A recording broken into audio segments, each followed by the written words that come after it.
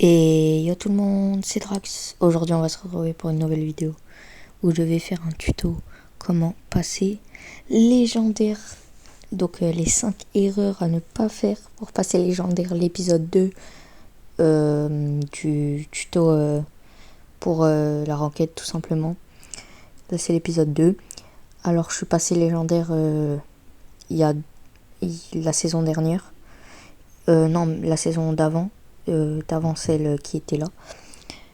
Et je suis passé légendaire, donc je vais vous dire un peu les astuces, enfin les erreurs que je n'ai plus fait quand j'étais légendaire tout simplement, les erreurs que j'ai arrêté de faire pour passer légendaire. Et donc c'est parti, on commence avec la première erreur. Mais avant tout, likez et abonnez-vous parce que là je rush les 100 abos.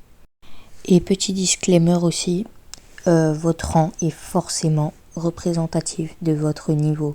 Ça veut dire que si vous êtes mythique, vous avez le niveau d'un mythique, vous n'avez pas le niveau d'un légendaire. Tout simplement. Voilà, c'est ok les randoms, ok ils sont nuls, mais il n'y a aucun pro qui n'est pas pro tout simplement. En tout cas qui essaye de push le pro, et ça je l'ai dit dans le dernier épisode, mais voilà, c'est juste pour vous rappeler. Donc c'est parti. L'erreur numéro 1, c'est de jouer tous les brawlers de la même façon. Alors qu'est-ce que je veux dire par là? En gros, vous, par exemple, vous allez avoir un tank et vous allez jouer agressif. Mais par contre, avec un sniper aussi, vous allez jouer agressif. Ou bien avec un tank, vous allez jouer safe, et avec un brawler sniper, vous allez jouer safe. Alors que, en fait, les tanks, il faut les jouer de manière agressive pour qu'ils mettent de la pression aux adversaires. Parce qu'ils ont des PV, donc il faut avancer, comme ça les adversaires reculent et ça permet à vos mates d'avancer. Même si vous mourrez, vos mates peuvent avancer et peuvent par exemple mettre la pression et peuvent potentiellement aller marquer, par exemple si vous êtes un brawl ball. Alors que si vous faites ça avec un sniper, vous allez juste vous faire one shot. Bon, aussi du coup un sniper faut le jouer safe. Un tank, il faut le jouer agressif. Un assassin, il faut le jouer agressif. Un mid-range, c'est la même chose qu'un long range. Vous le jouez safe. Et vous essayez de garder la distance, pas de corps à corps. C'est ça le but, justement. S'ils ont une longue range ou une range moyenne, c'est pour que vous attaquiez à distance. C'est pas pour que vous fonciez au corps à corps.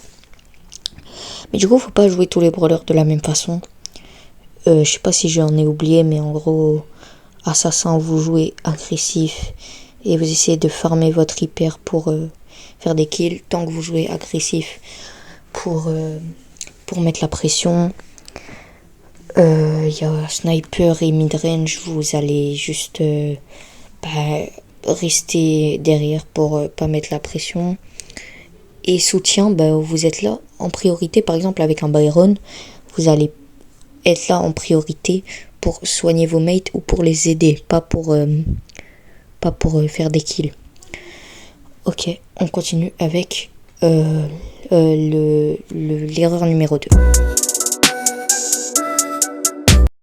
Erreur numéro 2, choisir un brawler à l'avance dans une game. Sauf si le brawler il est ultra méta. Ok, mais à part ça, je vois pas pourquoi le prendre. Mais en gros, ce qu'il faut faire, c'est prendre un brawler en fonction de ce qu'ils vont prendre en face.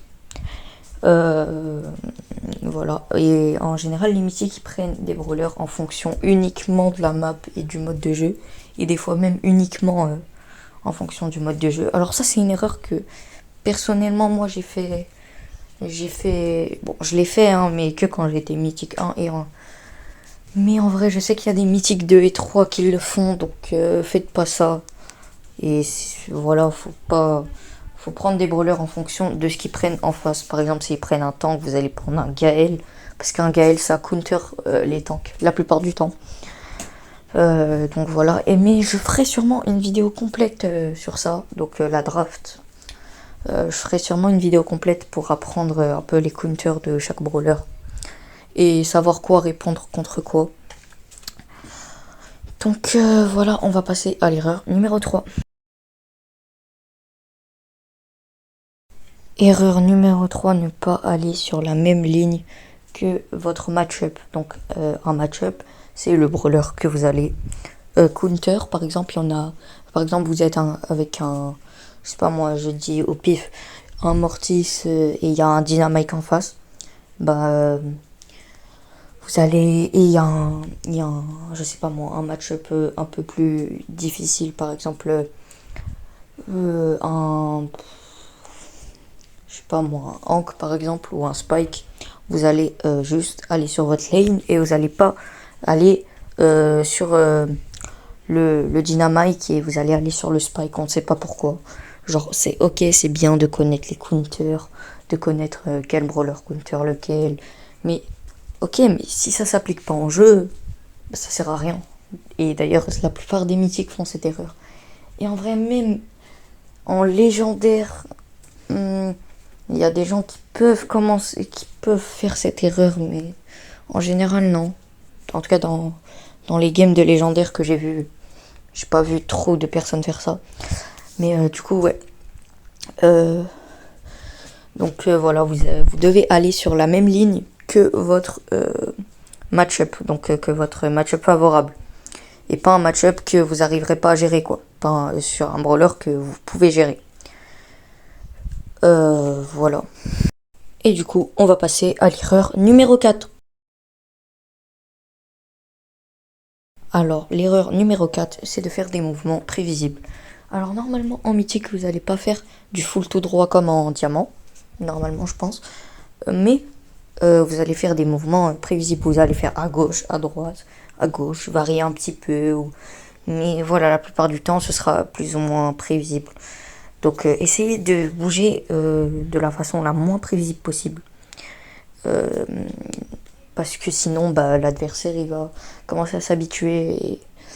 Et voilà, par exemple, si vous allez tomber contre un adversaire un petit peu plus fort que vous, bah, il va comprendre à peu près comment vous allez partir.